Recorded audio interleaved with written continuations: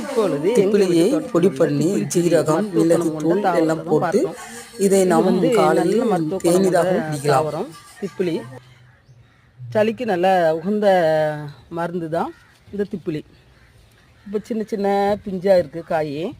இப்போ பாருங்கள், சின்ன சின்ன பிஞ்சாக இருக்குது. சின்ன சின்ன பிஞ்சாக என்ன போட்டிருக்கு. இப்போ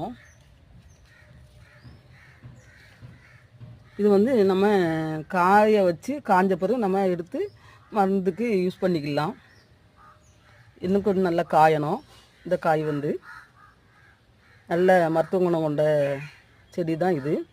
இது நல்லா காஞ்ச பிறகு குழந்தைகளுக்கு எப்படி கொடுக்கலான்னா, சின்ன குழந்தைகளுக்கு வந்து இது வந்து சுட்டு அதை பொடி பண்ணி தேனில் கலந்து அண்ணாக்கில் உள்ளே தொட்டு வச்சு அந்த குழந்தைகளுக்கு கொடுத்தான்னா எப்பேற்பட்ட சளியானாலும் நல்லா குணமாகக்கூடிய மருத்துவ தாவரம் தான் இந்த திப்பிலி செடி.